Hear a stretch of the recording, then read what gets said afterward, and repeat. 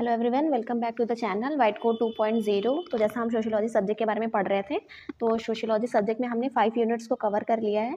तो जो आपका 5 यूनिट था वो सोशल स्ट्रैटिफिकेशन था, जो कि कंप्लीट हो गया है। तो आज हम यूनिट नंबर 6 की बात करते हैं। तो यूनिट 6 जो हमारा है वो है हमारा सोशल ऑर्गेनाइजेशन एंड डिसऑर्गेनाइजेशन। तो यूनिट 6 जो ये काफ़ी बड़ा है, लेकिन हम कोशिश करेंगे कि ये पूरा एक लेक्चर में कवर हो जाए। तो चलिए अब हम फर्स्ट टॉपिक के बारे में बात करते हैं। तो जो हमारा पहला टॉपिक है वो है हमारा सोशल ऑर्गेनाइजेशन। सोशल ऑर्गेनाइजेशन क्या होता है? Social organisation is a state where in various institutions in the society are functioning in accordings with their recognised और इम्प्लाइड पर्पस। मतलब सोशल ऑर्गेनाइजेशन का एक स्टेट है जो कि रिलेशनशिप को फॉर्म करता है between institutions in the society. मतलब सोसाइटी में जो भी इंस्टीट्यूशंस हैं उनके बीच में एक रिलेशनशिप फॉर्म करता है और उन्हें एक ऑर्गेनाइज मैनर में रखता है। ये होता है हमारा सोशल ऑर्गेनाइजेशन।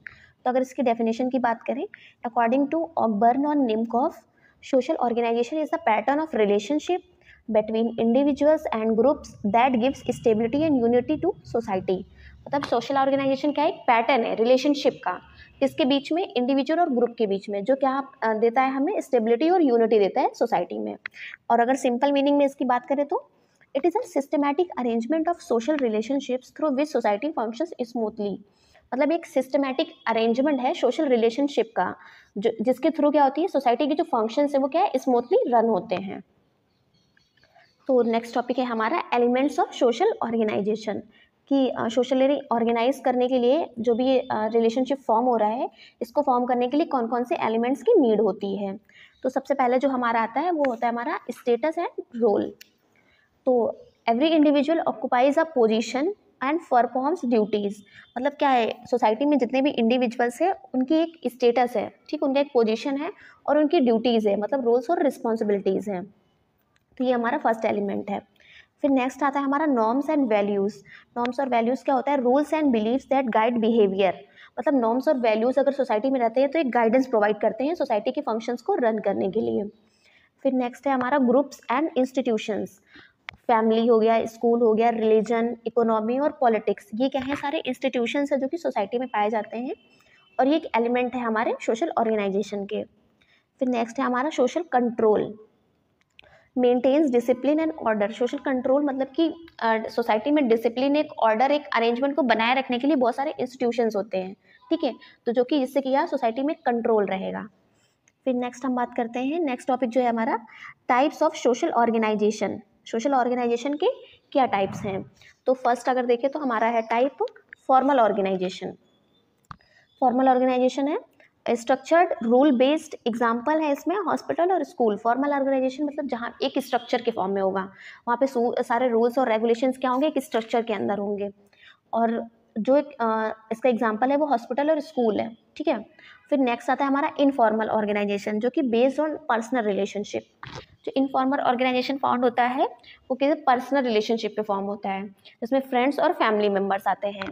अगर टाइप्स ऑफ सोशल ऑर्गेनाइजेशन की बात करें तो इसमें और भी होते हैं, जैसे पॉलिटिकल ऑर्गेनाइजेशंस हो गए जिसमें पॉलिटिकल मैटर्स इन्वॉल्व होते हैं, इकोनॉमिक ऑर्गेनाइजेशन हो गए जैसे फैक्ट्री हो गई या इंडस्ट्री हो गई, रिलीजियस ऑर्गेनाइजेशन जैसे चर्च हो गया, टेम्पल हो गया, मॉस्क्यू हो गया, और एजुकेशनल ऑर्गेनाइजेशन। और एजुकेशनल ऑर्गेनाइजेशन से हमें क्या मिलता है? नॉलेज मिलती है, स्किल मिलती है, जिसका एग्जाम्पल स्कूल और कॉलेजेस हैं।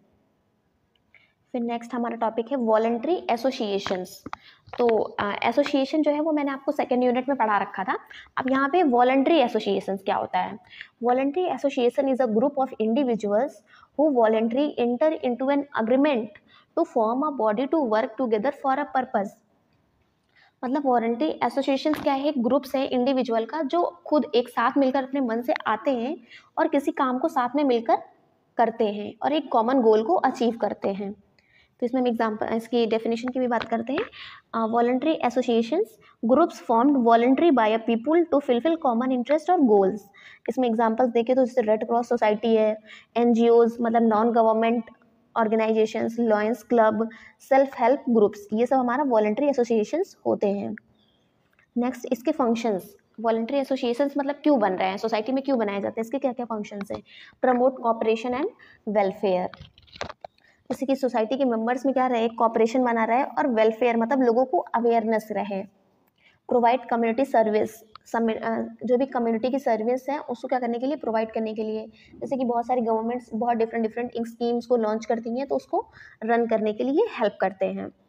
Help in disaster relief, health programmes and awareness, ये क्या करते हैं, डिजास्टर रिलीफ में हेल्प करते हैं। जैसे कहीं पे डिजास्टर हो गया, फ्लड्स आ गया, ड्रॉट हो गया है, तो यहाँ पे कुछ कुछ चीज़ों के बेसिक नीड्स को ये प्रोवाइड करते हैं, जिससे कि वहाँ पे रिलीफ मिलता है लोगों को।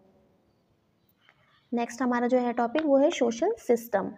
सोशल सिस्टम, इस यूनिट में बहुत सारे टॉपिक्स हैं। सोशल सिस्टम में सोशल ऑर्गेनाइजेशन, डिसऑर्गेनाइजेशन, तो सभी टॉपिक बहुत इंपॉर्टेंट है। तो आप लोगों को सभी टॉपिक्स को बहुत अच्छे से पढ़ना है, फिर उसके हेडिंग्स को लर्न करना है, और एग्जाम में जब लिखना है तो अपने आसपास जो भी सोसाइटी में होता है उससे कोरिलेट करके लिखना है। तो सोशल सिस्टम क्या होता है? Social system is a network of relationships and an orderly and systematic arrangement of social interactions. मतलब सोशल सिस्टम क्या है? एक नेटवर्क है रिलेशनशिप का, जो सिस्टमैटिक अरेंज करता है सोशल इंटरैक्शंस को। तो अब इसकी डेफिनेशन की बात करते हैं हम। अकॉर्डिंग टू टॉलकॉट पार्सन्स, इनके अकॉर्डिंग अगर देखते हैं हम क्या होता है, a social system is a network of inter related roles and norms organised around the satisfaction of basic needs of society. मतलब सोशल सिस्टम क्या है? एक नेटवर्क है इंटर रिलेटेड रोल्स और रिलेशनशिप्स का, जो किस लिए बनाया जाता है? Satisfaction of basic needs of society, मतलब कि जो बेसिक नीड्स है सोसाइटी को वो फिलफिल हो पाए। अब बात करते हैं हम types of social system. Social systems के क्या क्या टाइप्स है? मेनली 3 टाइप्स हैं। जैसे कि ट्राइबल है, based on kinship and traditions, ये किस पे बेस्ड है? हमारा किनशिप और ट्रेडिशंस पे बेस्ड है। फिर rural, agriculture based and limited mobility, मतलब रूरल के पीपल क्या करते हैं, मेन ऑक्यूपेशन जो उनका क्या होता है, एग्रीकल्चर होता है। और मोबिलिटी मतलब वो ज़्यादा एक दूसरे, मतलब उनकी जो सोसाइटी होती है बहुत जियोग्राफिकल एरिया में कन्फाइंड रहती है, वो ज़्यादा मोबाइल नहीं होते हैं, ज़्यादा मूवमेंट नहीं होती उनमें। नेक्स्ट आता है हमारा अर्बन। अर्बन में क्या होता है? Industrialised high social mobility. Industrialise मतलब वहाँ पे जो इंडस्ट्रीज होती हैं वो सब ज़्यादा होती हैं, ऑक्यूपेशंस के अपॉर्चुनिटीज़ ज़्यादा होती हैं। हाई सोशल मोबिलिटी मतलब वहाँ के जो पीपल्स हैं क्या है, वो एक सोसाइटी से दूसरे सोसाइटी में क्या करते रहते हैं, मूव करते रहते हैं। तो अब roles and status as structural elements, roles और स्टेटस की बात करते हैं। तो position of an individual in society, example doctor और टीचर, ये क्या है? उनका स्टेटस है। और role, behaviour expected from that status, doctor treats patients, मतलब इसमें एग्जांपल दिया कि जो एक डॉक्टर का जो रोल है या नर्सेस का जो रोल है वो एक उनका स्टेटस है, लेकिन पेशेंट्स को ट्रीट करना, पेशेंट्स को केयर प्रोवाइड करना, ये इनका रोल है। Together they maintain social order and coordination, role और स्टेटस मिलकर क्या करते हैं? एक सोशल ऑर्डर और कोऑर्डिनेशन को मेंटेन करते हैं सोसाइटी में। नेक्स्ट टॉपिक है हमारा इंटर रिलेशनशिप ऑफ इंस्टीट्यूशंस, मतलब जो भी सोसाइटी में इंस्टीट्यूशंस हैं उनके बीच में क्या इंटर रिलेशनशिप है। Society function through interconnected institutions, मतलब सोसाइटी जो फंक्शन करती है वो इंटरकनेक्टेड होती है। जैसे कि अगर फैमिली कोई इंस्टीट्यूशन है, एजुकेशन है, रिलीजन है, तो ये सब क्या रहते हैं? एक दूसरे से कनेक्ट रहते हैं एक बेटर वे में वर्क करने के लिए। तो family basic social unit for reproduction and care, family का जो बेसिक वर्क क्या है हमारा? रिप्रोडक्शन और केयर। एजुकेशन क्या करती है? ट्रांसमिट करती है नॉलेज एंड वैल्यूज़ को, और डेवलप करती है स्किल्स को। Religion provides moral guidance, religion क्या होता है? हमें एक मोरल गाइडेंस को प्रोवाइड करता है। Economy provides resources and jobs, economy की वजह से हमें क्या रिसोर्सेज होते हैं और जॉब्स मिलती हैं। फिर politics maintains law and order, politics जो ऑर्गेनाइजेशन है वो क्या करते हैं, जो इंस्टीट्यूशन है वो क्या करते हैं? मेंटेन रखते हैं लॉ और ऑर्डर को। तो all institution depend on each other for social stability, मतलब ये जितने भी इंस्टीट्यूशंस हैं, फैमिली हो गया, एजुकेशन हो गया, रिलीजन हो गया, इकोनॉमी हो गया, पॉलिटिक्स है, ये सब क्या है? एक दूसरे से डिपेंड है, ठीक है। और मतलब एक सोशल स्टेबिलिटी में ये हेल्प करते हैं। फिर नेक्स्ट टॉपिक है हमारा सोशल कंट्रोल। तो सोशल कंट्रोल क्या होता है? इसकी डेफिनेशन देखते हैं। According to Ross, social controls refers to the system of measures by which society maintains order and conformity, मतलब सोशल कंट्रोल क्या है? एक सिस्टम है, मेजर्स, एक सिस्टम ऑफ मेजर्स है जो कि सोसाइटी में क्या रहता है? एक ऑर्डर और कॉन्फॉर्मिटी को मेंटेन करने के लिए होता है। तो अगर इसकी और अदर बात करें, a person living in a society has to adopt certain rules and regulations for its smooth functioning, to regulate harmony and bring unity among individuals, some form of control is necessary. Such control is termed as social control. मतलब कि कोई भी individual एक society में रह रहा है और वो अडॉप्ट कर रहा है नए रूल्स और रेगुलेशंस को स्मूथ फंक्शनिंग के लिए, तो फिर क्या है, वो रेगुलेट करता है ना, हार्मोनियन ब्रिंग यूनिटी लाता है इंडिविजुअल्स के अंदर, कंट्रोल जो होता है वहाँ पे नेसेसरी होता है, तो इसी कंट्रोल को वो क्या कहते हैं वहाँ पे, सोशल कंट्रोल कहते हैं। तब इसके एम्स क्या हैं, सोशल कंट्रोल का एम क्या है, to bring obedience to social norms, मतलब कि ओबीडियंस को मेंटेन या फिर लाने के लिए सोशल नॉर्म्स में, इसलिए ज़रूरी इसका ये एम होता है। To maintain discipline and stability, society में डिसिप्लिन और स्टेबिलिटी को मेंटेन रखने के लिए। To protect society from deviant behaviour, मतलब ये प्रोटेक्ट करता है सोसाइटी को डेविएंट बिहेवियर शो करने की वजह से। अगर सोसाइटी के मेंबर्स या सोसाइटी डेविएंट बिहेवियर शो करती है तो उसको सोशल डिसऑर्गेनाइजेशन कहेंगे। अब देखते हैं processes of social control. Social control के क्या क्या प्रोसेस हैं, तो इसमें मेनली दो हैं। एक इनफॉर्मल सोशल कंट्रोल जो है family, religion, customs and public opinion से आता है, और फॉर्मल जो होता है वो लॉ, पुलिस और गवर्नमेंट रेगुलेशंस, मतलब गवर्नमेंट जो भी लॉ बनाती है उससे आता है हमारा फॉर्मल कंट्रोल। और इनफॉर्मल कंट्रोल जो भी सोसाइटी में लोग रह रहे हैं, फैमिली रह रहा है, जिस रिलीजन के लोग रह रहे हैं, वहाँ के जो कस्टम्स हैं, पब्लिक का जो ओपिनियन है, वो सब किस में आता है, हमारा इनफॉर्मल कंट्रोल में।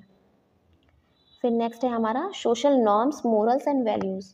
नॉर्म्स क्या होता है, एक्सेप्टेड रूल्स ऑफ बिहेवियर, जैसे कि ग्रीटिंग एल्डर्स, ये सब हमारा नॉर्म्स है। फिर मोरल वैल्यूज, वैल्यूज का मतलब ideals of right and wrong behaviour, मतलब कि क्या सही है और क्या गलत है। इंपॉर्टेंस, सोशल नॉर्म्स और मोरल्स का सोसाइटी में क्या इंपॉर्टेंस है।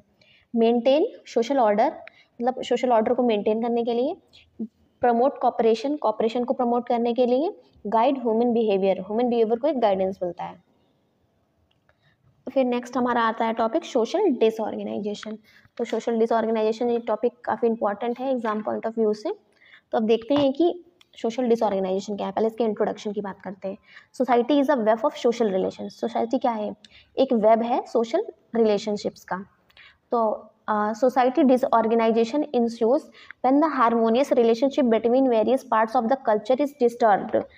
मतलब सोशल डिसऑर्गेनाइजेशन क्या है, जो भी हारमोनियस रिलेशनशिप बना हुआ था between various parts of the culture of the society का, वो क्या हो जाता है, इसमें डिस्टर्ब हो जाता है या फिर ब्रेक डाउन हो जाता है। तब इसके डेफिनेशन की बात करते हैं। According to Ogburn and Nimkoff, social disorganisation is the breakdown of the structure and functioning of social institutions. मतलब सोशल डिसऑर्गेनाइजेशन क्या है, breakdown of the structure and functioning of social institutions. मतलब कि सोशल इंस्टीट्यूशंस में हमारा क्या क्या आ रहा था, फैमिली आ रहा था, रिलीजन आ रहा था, ये सब आ रहा था हमारा किसमें, सोशल इंस्टीट्यूशंस में। तो उनके जो फंक्शनिंग है, उनका जो स्ट्रक्चर है, उसमें क्या आ जाना, ब्रेक डाउन हो जाना, सोशल डिसऑर्गेनाइजेशन कहलाता है। सिंपल लैंग्वेज में अगर देखें तो हम, when social order and cooperation weaken it leads to instability। अगर सोशल ऑर्डर और जो कॉपरेशन है वो वीक हो जाता है सोसाइटी में, तो ये क्या करता है, लीड करता है इनस्टेबिलिटी को। फिर कॉजेज ऑफ सोशल डिसऑर्गेनाइजेशन, मतलब सोशल डिसऑर्गेनाइजेशन क्यों हो रहा है, इसका क्या कारण है। तो फर्स्टली इसका है रैपिड इंडस्ट्रियलाइजेशन, इसमें and urbanisation. Industrialisation resulted in family disorganisation, urbanisation, unemployment, crime and class conflicts, all this condition lead to social disorganisation.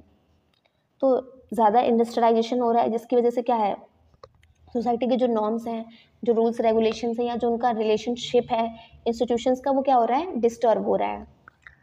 Next है हमारा अनएम्प्लॉयमेंट और पॉवर्टी।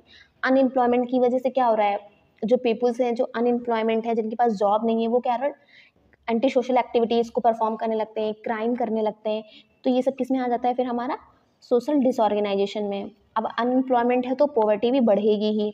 फिर नेक्स्ट आता है हमारा करप्शन, क्राइम और इलिटरेसी रेट, मतलब कि सोसाइटी में करप्शन ज़्यादा होना, क्राइम होना, इलिटरेसी मतलब लोग ज़्यादा पढ़े लिखे नहीं हैं, तो उन्हें अवेयरनेस नहीं है कि उनके क्या क्या राइट्स हैं, क्या क्या उनके मोरल और वैल्यूज़ हैं, मतलब क्या आइडियली क्या राइट है और क्या रॉन्ग है। तो ये सारे कॉजेज़ हैं हमारे किसके, सोशल डिसऑर्गेनाइजेशन के। फिर नेक्स्ट आता है हमारा family disintegration, lack of values. Family disintegration मतलब जो फैमिली इंस्टीट्यूशंस हैं, मदर है, फादर है, उनमें क्या है, उनमें जो रिलेशनशिप है वो अच्छा नहीं है, जिसकी वजह से उसके चाइल्ड पे क्या आता है, बहुत बुरा इफेक्ट आता है। फिर वो एंटी सोशल एक्टिविटीज़ में और डिफरेंट टाइप्स की पर्सनालिटी को अडॉप्ट करने लगता है। फिर नेक्स्ट है हमारा कंट्रोल एंड प्लानिंग। तो ये सोशल डिसऑर्गेनाइजेशन में कंट्रोल और प्लानिंग क्या है, ये देखते हैं हम। Strengthen education and moral values, मतलब जो हमारा सोशल ऑर्गेनाइजेशन है वो क्या करता है, स्ट्रेंथ करता है हमारे एजुकेशन और मोरल वैल्यूज़ को, और ये प्रमोट करता है एम्प्लॉयमेंट एंड वेलफेयर प्रोग्राम्स को, strengthen law and order, encourage community participation. मतलब सोशल ऑर्गेनाइजेशन मतलब कि क्या प्लानिंग होती है उसकी, इसमें ये बताया गया है। ये क्या करता है, हमारे एजुकेशन और मोरल वैल्यूज़ उनको स्ट्रेंथिंग बनाता है, और प्रमोट करता है एम्प्लॉयमेंट और वेलफेयर प्रोग्राम्स को सोसाइटी में लाने के लिए।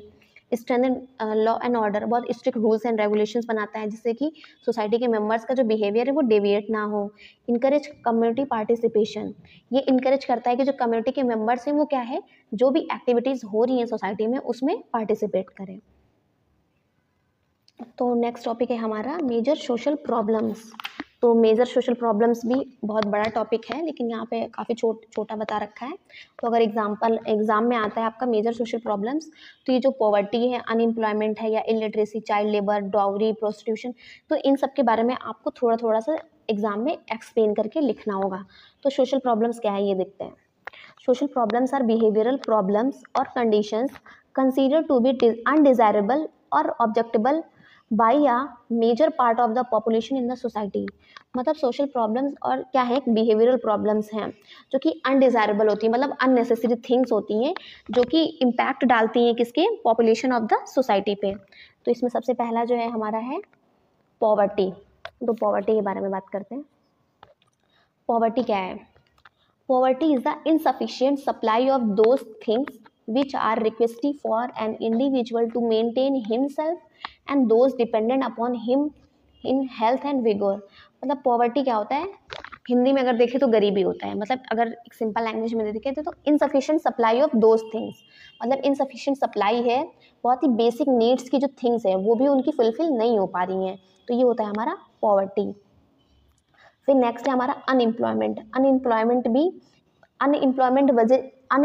की वजह से ही क्या हो रहा है, पॉवर्टी हो रहा है। फिर नेक्स्ट इसका जो सोशल प्रॉब्लम है वो इलिटरेसी एंड चाइल्ड लेबर। तो इलिटरेसी क्या होता है? Illiteracy is defined as the lack of sufficient education whereby one is unable to read and write. अगर लिटरेसी को डिफाइन करें तो लैक ऑफ सफिशिएंट एजुकेशन, जिसमें कि इंडिविजुअल क्या है, अनेबल है लिखने और पढ़ने के लिए, मतलब इंसान क्या है उसमें पढ़ लिख नहीं पाता है, तो वो है हमारा इलिटरेसी। फिर चाइल्ड लेबर, जो बहुत गरीब घर के बच्चे होते हैं वो क्या है, बचपन से ही काम पे कहीं दुकान पे लग जाते हैं या किसी शॉप पे लग जाते हैं, मतलब चाइल्ड लेबर में हो जाते हैं, तो ये सब चाइल्ड लेबर में आता है, तो भी एक सोसाइटी का प्रॉब्लम है। फिर नेक्स्ट आता है हमारा डाउरी, और है हमारा प्रोस्टिट्यूशन एंड सब्सटेंस अब्यूज। तो प्रोस्टिट्यूशन देखते हैं। तो प्रोस्टिट्यूशन क्या है, known as the oldest occupation in the world. Prostitution को सबसे oldest occupation in the world माना जाता है। इसका अगर डिफाइन करें तो क्या होता है, prostitution is defined as an act of granting direct sexual access for payment on a relatively indiscriminate basis. Prostitution का मतलब है कि किसी भी इंडिविजुअल को डायरेक्टली सेक्सुअल एक्सेस प्रोवाइड करना थ्रू द पेमेंट, मतलब उन्हें पैसे देके सेक्सुअल एक्सेस मिलना, ये होता है हमारा प्रोस्टिट्यूशन। फिर है हमारा substance abuse. Substance abuse to dowry की बात करते हैं हम। A dowry is the transfer of wealth in the form of parental property, gifts और money by the bride's family to the groom और his family apparently to the bride. Dowry क्या होता है कि मतलब जो दुल्हन के घर वाले हैं, जो ब्राइड की फैमिली है, ग्रूम को क्या करती है, कुछ कैश के फॉर्म में या कुछ गिफ्ट के फॉर्म में या कुछ प्रॉपर्टी के फॉर्म में वेल्थ को प्रोवाइड करती है।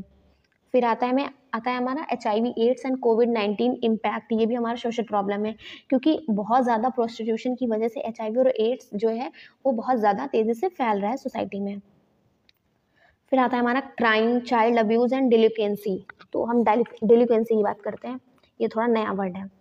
तो डिलिक्वेंसी क्या होता है, a juvenile delinquency is a minor who has participated in illegal activities. मतलब डिलिक्वेंसी क्या होता है, कोई भी चाइल्ड है जिसकी एज क्या है 18 साल से कम है और वो किसी क्राइम एक्टिविटीज़ में पार्टिसिपेट करता है, तो वो होता है हमारा डिलिक्वेंसी होता है। Juvenile delinquency is the criminal activity charge by a person who is under the age of 18 years. ठीक है। फिर चाइल्ड अब्यूज़ आता है हमारा।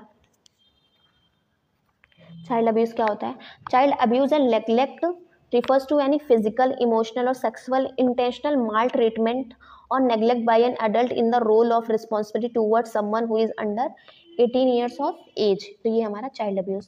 चाइल्ड अब्यूज़ मतलब कि किसी भी जो फैमिली मेम्बर्स हैं, जिन जो भी पेरेंट्स हैं, वो क्या करते हैं, अपने चाइल्ड को नेग्लेक्ट कर देते हैं, मतलब इंटेंशनली उस पर ध्यान नहीं देते हैं, उसकी केयर नहीं करते हैं, या फिर उसको कहीं दूसरी जगह पे ज़बरदस्ती भेजते हैं काम करने के लिए। तो ये सारी चीज़ें किस में आती है, हमारे चाइल्ड अब्यूज़ में आता है। फिर नेक्स्ट टॉपिक है हमारा वल्नरेबल ग्रुप्स।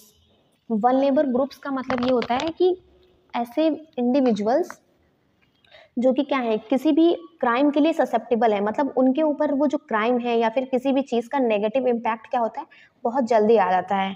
तो ये हमारे होते हैं वल्नरेबल ग्रुप्स, जिसमें कि सबसे पहले आते हैं एल्डरली, मतलब ओल्ड एज पीपल, जिसमें कि क्या उनका जो पर्सनल की जो फिजिकल एक्टिविटी है वो भी कम हो जाती है, और मेंटल एक्टिविटी है, मतलब थिंकिंग पैटर्न जो भी है वो भी उनका कम हो जाता है। तो बहुत वल्नरेबल या फिर ससेप्टेबल हो जाते हैं कि उनके ऊपर कोई भी आसानी से कोई भी अब्यूज़ या फिर कोई इंटेंशनली उन्हें हार्म कर सकता है। हेल्थ एंड सोशल नेग्लेक्ट, मतलब उनकी हेल्थ क्या होती है, वो अफेक्ट हो जाती है क्योंकि एज ज़्यादा हो रही होती है। और सोशल नेग्लेक्ट मतलब सोसाइटी के पीपल्स भी उन्हें क्या करते हैं, नेग्लेक्ट करने लगते हैं। फिर नेक्स्ट है हमारा हैंडीकैप्ड पीपल्स। जो फिजिकल हैंडीकैप्ड पीपल होते हैं, क्या उन्हें नीड होती है स्पेशल केयर की। फिर minorities and marginalised face discrimination करते हैं, जैसे कि पहले क्या होता था, जो ब्लैक पीपल्स थे उनको लोग नहीं पसंद करते थे, जो वाइट पीपल्स होते थे उनको लोग पसंद करते थे, तो उन्हें सोसाइटी से नेग्लेक्ट कर देते थे। फिर women and children expose to social injustice and violence. अगर देखा जाए तो वुमेन्स में क्या होता है, रेप के केसेस बहुत ज़्यादा हैं, चिल्ड्रंस पे भी वायलेंस बहुत ज़्यादा है, चाइल्ड अब्यूज़ बहुत ज़्यादा है, और वायलेंस भी बहुत ज़्यादा है। तो ये सब क्या है, चिल्ड्रन और वुमेन क्या है, वल्नरेबल ग्रुप्स हैं, मतलब कि जो ससेप्टेबल हैं किसी भी क्राइम एक्टिविटी में इन्वॉल्व होने के लिए। फिर नेक्स्ट टॉपिक है हमारा fundamental rights of individual women and children. मतलब हमारे फंडामेंटल राइट्स क्या हैं इंडिविजुअल के।